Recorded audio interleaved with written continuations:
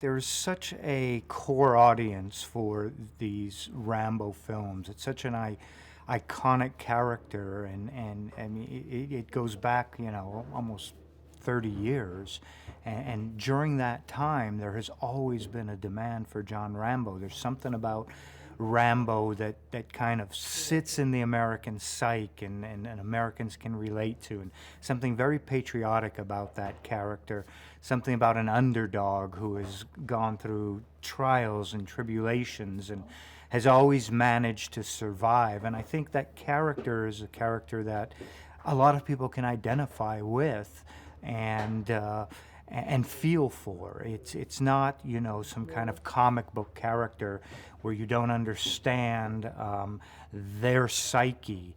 Rambo is a man with flaws, a man with sort of a checkered past, with issues having to do with what he's gone through his life, all kind of wrapped up in a human being, and I think the audience identifies with that. He's not a cookie cutter character. He's somebody who is always kind of changing and evolving throughout the franchise.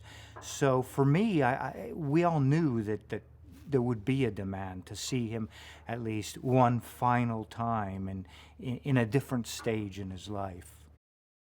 One of our challenges for this shoot was, while we decided we would do the ranch building here and the tunnels and most of the action here, because Bulgaria is very easy to get that done, and you get it done with you know big production value.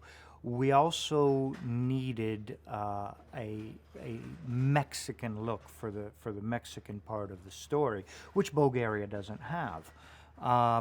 And we were looking for the places. We thought, well, maybe at first the idea was to go to Mexico, but that would have really fragmented the shoot and taken us out of Europe, and there were scheduling issues with actors, and we thought, well, where could we possibly go in Europe to do this? And it was Spain, but Spain itself, it doesn't necessarily have a lot of the Mexico elements, particularly the landscapes. And on top of that, we also needed some Arizona type landscapes.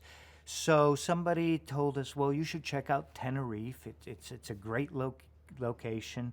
It's an island, and at first I thought, an island, but how many looks can an island have? And then I went to Tenerife, and I saw not only the architecture, the buildings. It's Spanish and it's Latin, and it fits perfectly for Mexico. But on top of that, Tenerife is just an amazing island in terms of the variety of landscapes and looks you have. You can be on the beach in the morning, and by 11 o'clock you're driving up a mountain and you find yourself in the most incredible green pine forest that you've ever seen, and then you go up a little further and you're in Arizona desert, real rocky Arizona desert with the Arizona red and the mountains, and you go up even a little further and then it's almost like you're on the moon, the surface of the moon.